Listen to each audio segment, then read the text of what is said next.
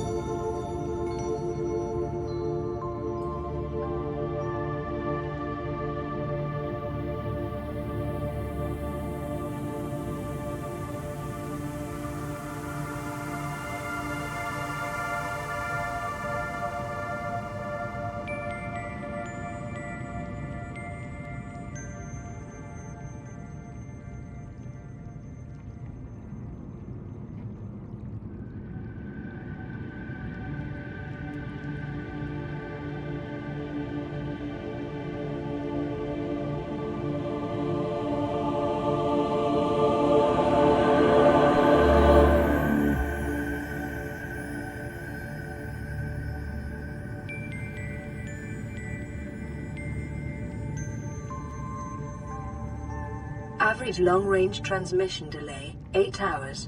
Opening last recorded transmissions. This is an emergency distress call. Aurora is on collision course with planet 4546b. Sending all available environmental data. Please respond with rescue solution. Out. This is Altera HQ. Attached to this message, you should find the blueprints for an escape ship that we calculate will be capable of breaking orbit and getting you back to the nearest phase gate. Now, it's designed to use materials you can find in situ, but it's gonna need one hell of a power source. Now, we'll be sure to... Aurora long-range communications relay offline.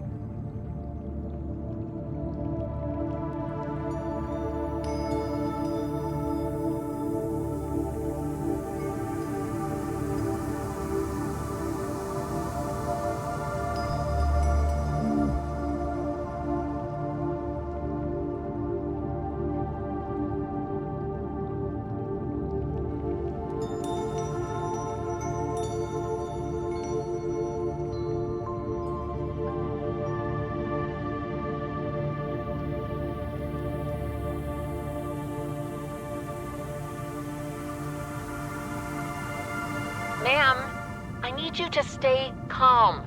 We're not in immediate danger. Where are the rescue teams? The Aurora didn't make it. So, where are the rescue teams? They're dead, ma'am. We have rendezvous coordinates, but the route's irradiated. So, what are you going to do? I'm head of human resources, ma'am. This is not my expertise. But the PDA says if we can find some lead, we can make radiation suits. Oh, there! I am not setting foot outside this life pod without the proper protection. Don't worry. I'll go.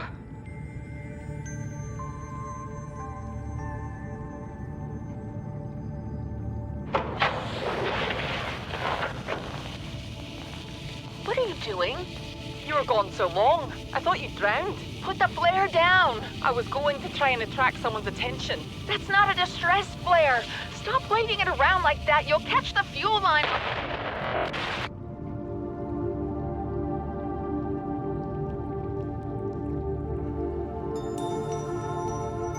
Exiting sleep mode. Loading voice recognition. Engineer Barclay and Chief Technology Officer you identified. Drone, get me a propulsion cannon. Repulsion cannon retrieved. Hey, Berkeley. Install that circuit box with that repulsion cannon and you'll punch a hole in the cargo bay. Damn it, Drone, I said propulsion, not repulsion. Recalibrate sensors. Senses recalibrated. Sensors aren't the problem. I tweak the program. It's like you now. It doesn't like being told what to do. Drone, I know... His name's Albert now. Albert, I know it's not your fault, but it would really help me do my job if you'd bring me what I asked for. Thanks for your time. Propulsion cannon retrieved. Thank you. Now go away. Entering hibernation mode. Boss, this hobby of yours isn't making my job any easier. Or safer. Maybe so, but it's all that's stopping me from being so bored I take a spacewalk in my skivvies.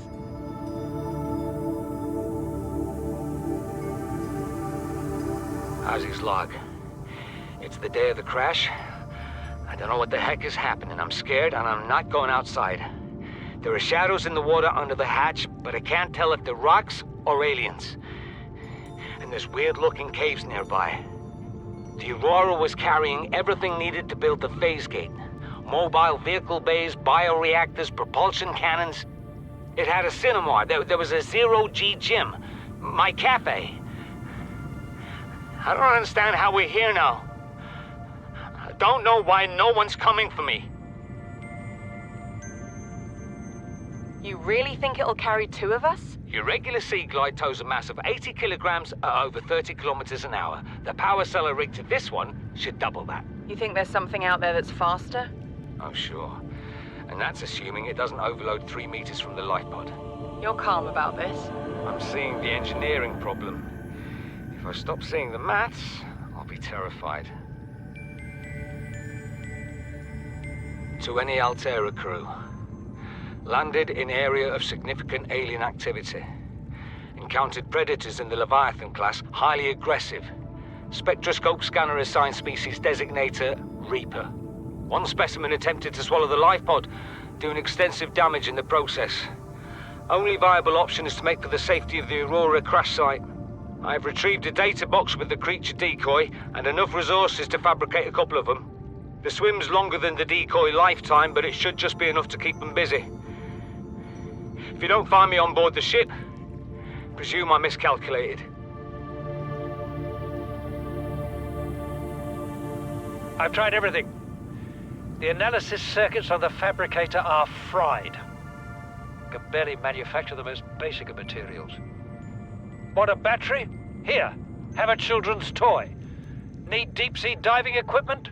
Have some lab tech. Hungry? I'll turn that fruit into dust for you. I'm going forward with trial and error. I hit every button here has got to make something useful eventually. Flotation devices failed. We're flooding. Evacuate. Wait. I can reconfigure the O2 system to act as a bilge pump.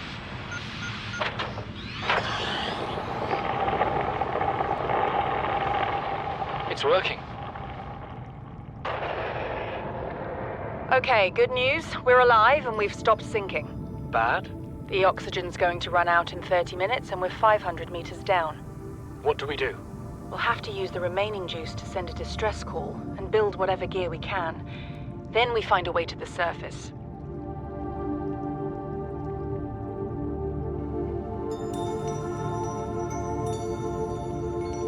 The way I see it, no one's to blame here. He gave me the wrong coordinates. She didn't give me clear instruction. Okay, I'll rephrase.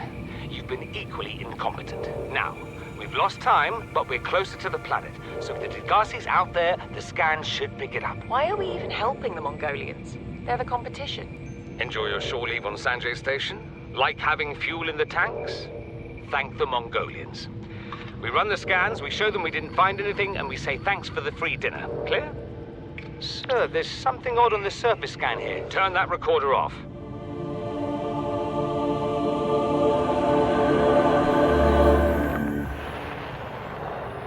Live pod launch sequence initiated. Entering planetary atmosphere. My creators, the cherishers and sustainers of worlds, give me this day my daily pleasures as I give to those who seek pleasures from me.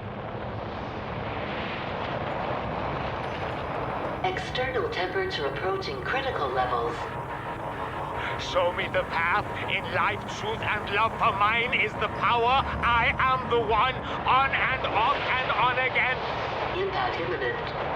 Life is a game which the universe plays with itself. I am done playing as this bundle of flesh. Return me.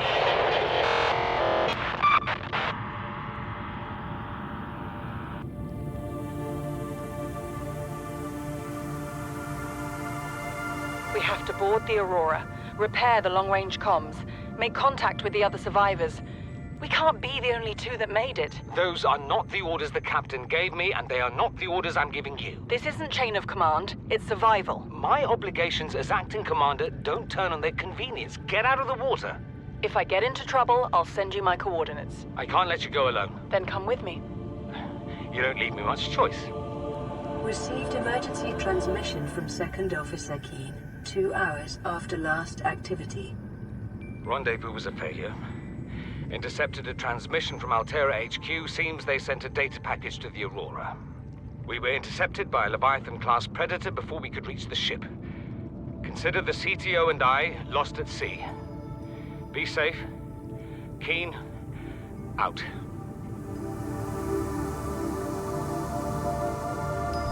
I'm not really a doctor. I know that's what my ID says, but I never have been. Cheated the medical exams. What does a doctor these days need to know about manually resetting bones? When was the last time a top surgeon actually cut someone open? That's what the robots are for. Doctors these days read diagnoses off of computer readouts. For that, I'm perfectly qualified. But what good is it when I'm not connected to the main network? I'm bleeding. I've got glowing green pustules growing on my hands. I run a self-scan and it tells me I've got skin irritation.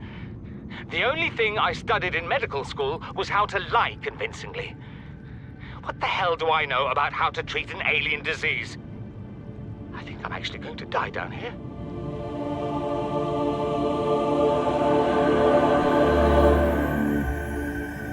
Keen, this is Aurora. Come in. This is Keen. Life pod detached to OK Planet 4 in 30 seconds. The computer has identified a landmass at the attached coordinates. I want you to regroup the crew there. Understood, but They are your responsibility now. Don't let them down. Captain, you need to evacuate. Negative. You'll need the ship in one piece if you're going to contact HQ on the long range.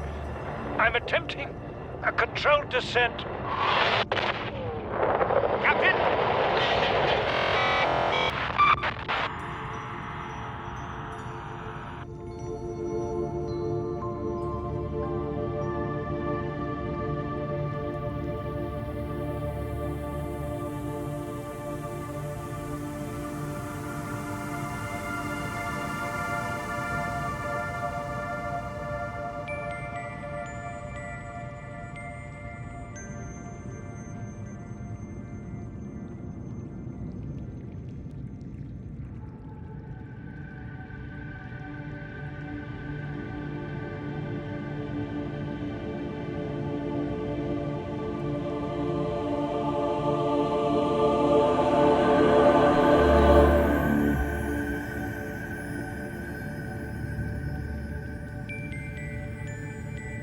it might get claustrophobic living underwater. Father feels it is. He'd tell me it was childish, but I stare out the window and sometimes I think how lucky I am to see this world up close. Back on the island, I wouldn't have believed the creatures that live down here. The fish, they glow. There's one that's 90% eyeball. Snakes twice the length of a habitat compartment. Certainly, it's not all friendly. Most of the plant life is toxic. Learned that the hard way. But I've managed to coax some marble melons into growing indoors.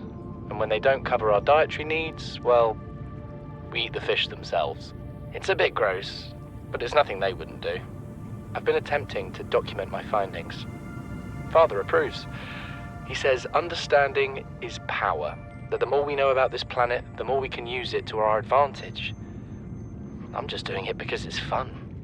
It's not easy without proper equipment and network access, but the old-fashioned way, observing, taking notes, testing theories, shows me the world in a way a spectroscopic analysis never could.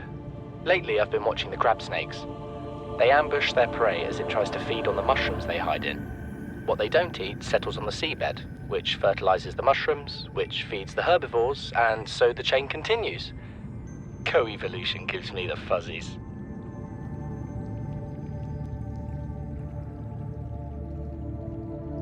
Chief's log, 5 weeks since the crash. The only other survivors are my son, Mott, and Maida, the cut-price mercenary I commissioned for the journey. After days drifting in the life pod, rain hammering on the roof, the weather cleared and we washed up here. I had Maida salvage the Degazi wreck, set Bart to finding us a stable source of food. His education is paying off sooner than I'd anticipated. Our only problem is Maida. She says the weather's going to turn. I say she's finding excuses to risk our lives. I imagine she's not gonna weaken her life without a physical altercation, and she's itching for a fight. In every judgment she makes, things go from bad to worse. If she had my experience, she'd have more faith. Humans have spent millennia specializing in how to shackle nature to our will. This planet won't cause us any new problems. My one task now is to keep us alive, as comfortably as possible, until the insurance company arranges rescue. In this part of space, that could be months, or even years.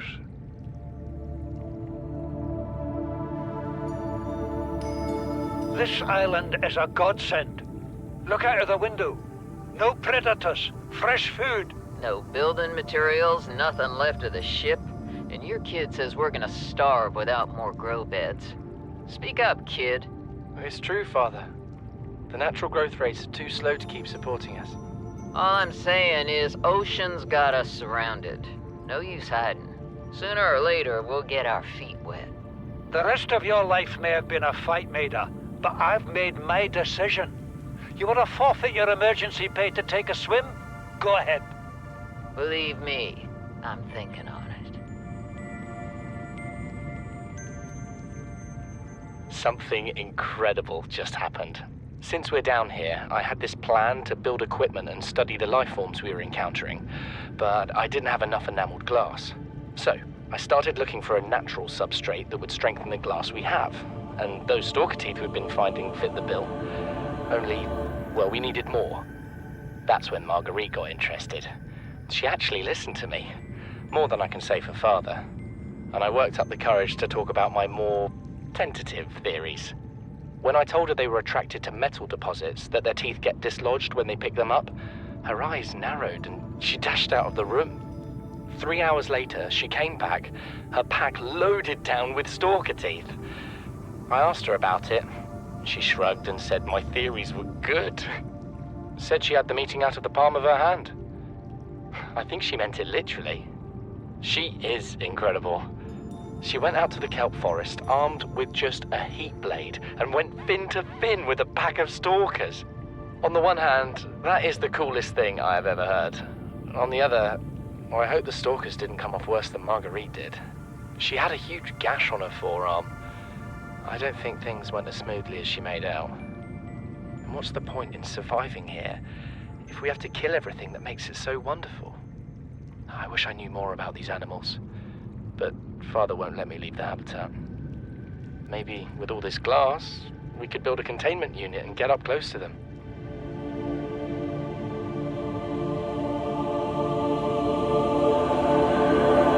You know what Maida told me today? She wants to build a habitat 500 meters below sea level, more than 1 kilometer northeast of here. And she needs Bart and I to do it. She's got it into her head that she can save us if she just acts recklessly enough. But I've hauled Star Wars to Neptune, Plasteel to the Federation. This family operates 9 different mining colonies across the Ariadne Arm. Maida thinks she's better suited to lead. Her contract still says otherwise. But I just cannot damn well tell whether it's the stupidest idea I ever heard, or my only hope. I turned 80 years old last week. I thought I had another 80 in me, but marooned on this planet, there's no swapping out of my liver when the old one fails. Here, I'm mortal. And Maida is useful. So, it's my responsibility to make a decision. Return to the island and hope whatever knocked the Degazi out of the sky won't do the same to the rescue ship. Or take us deeper in search of answers. And all the while be hoping old age gets me before the sea monsters do. I'll give Maida just one thing. She was right about these caves. There's enough lithium there to fabricate 100 tons of plasteel. Enough for a damn fleet of Cyclops submarines. There was nothing anyone could have done to avoid crashing here. But I was right to order the detour. If we get off this planet, they'll be talking about the Torgal share price on the other side of the Federation.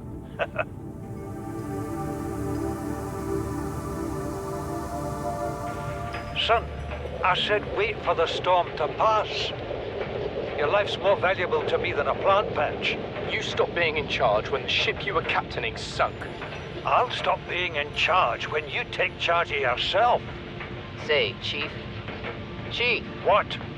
you know how to drain those grow beds of 40 tons of stormwater? Or how to conjure food from the air? I know how to prioritize. I'm just saying, if that's so, what's your boy's life worth to you today? If tomorrow you're gonna be so hungry you start wondering what he tastes like, let him go deal with the plants. Son, go deal with the plants. Bart, Torgal has disembarked the habitat. Interfere with my family again, and when rescue arrives, I will leave you here. Do you understand me? No rescue coming, Chief. Not in time. And no staying here neither. This rain keeps falling, sooner or later this place will be buried. The only choice we got is whether to get buried with it.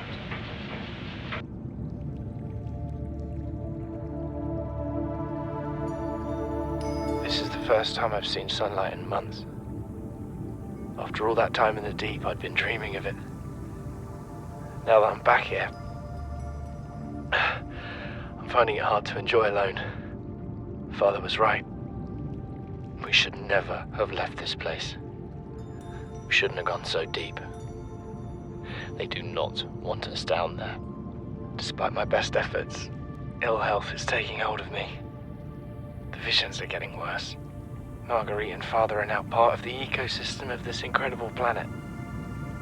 It's reassuring to know that when I go, I'll join them. Until then, well, there's always the view.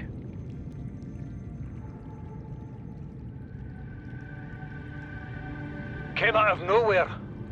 An alien kraken, bigger than a cyclops. Tore a hole clear through the reinforced hull. I barely got my breather in time. I told her. I said others would come.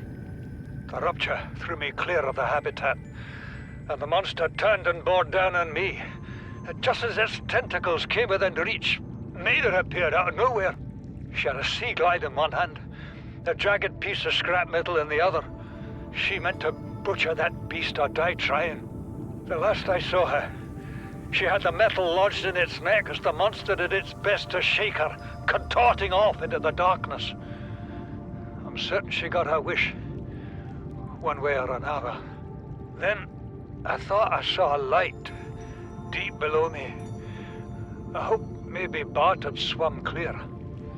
I followed it. Now I wonder whether I saw anything at all. My oxygen is low. The habitat is gone. I can't see the sky. Something surely has the scent of my blood.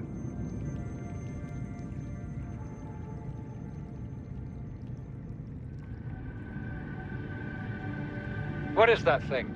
I don't know. I found it outside in the sand. Part of another ship? None I've ever seen. It's not even scratched. Don't fool around with it. It might be worth something. Stand down, Chief. If it were gonna crumble to dust, it would have done so when I picked it up. It's glowing. We're not the first people to come to this planet. People. Maybe. Could be aliens. Could be the damn sea monsters for all we know. One thing for sure, we ain't gonna find out by staying here.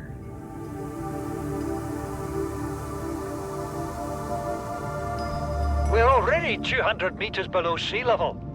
You want to go deeper? Look around us, Chief. Water leaking through the hull, water outside the hatch. We're drowning real slow. If rescue arrives, whatever shot us down, it's gonna do it again and again until it's shut off. You see an off switch around here, Chief? Why would it any more likely be half a kilometer down? Your kid found something on the scanner. There's something down there. Something that shouldn't be. You're mad. I'm going all the same, and I have an idea you two are gonna follow. But if you do, be mindful. Your authority stopped at sea level.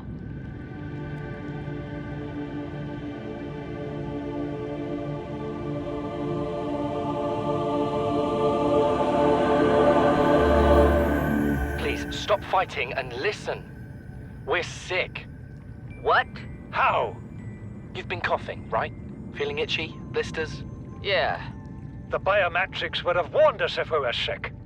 It's something new. It's not in the database. Come on, then. What's it gonna do? Turn us inside out? Dissolve us into jelly? It's an alien bacteria.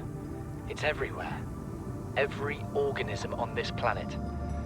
It's altering our genetic code. How are the creatures surviving if they're infected? I don't know yet.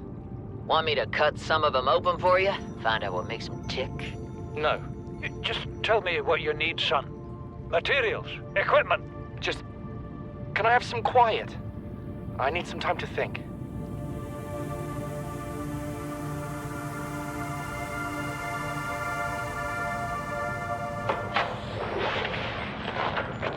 Margaret, Maida has boarded the habitat. What are you so happy about, Maida? Say, kid, I brought you something. Is that a Leviathan outside? Towed it home on the back of the sub. You killed that thing? It's still breathing. I was about to finish the job, but I can stay and chat if you'd like. No? Then make yourself useful and pass me that hardened blade. Are you out of your mind? You brought that thing here? What if it's not as dead as it looks? What if others come? You prefer it got curious and came of its own accord, or got messed up and dragged here? When we get off this planet, I am going to drag you through every court in the damn Federation.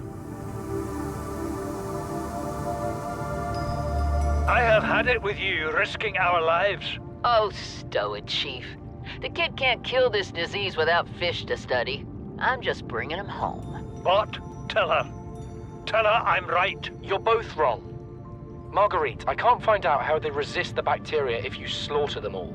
It ain't always they oblige in coming in alive. He means you're being reckless. Father, the outcome's no better if we hole up in here and don't go outside. That we have to find a middle way. There is no compromise. Not while she's on my sea base. Your sea base? I'm going outside. Bart, Torgal has disembarked the habitat. Bart, come in. It's dangerous. Damn it, boy, I knew you could hear me. Chief. Chief, get off the radio and put on your helmet. What? Brace!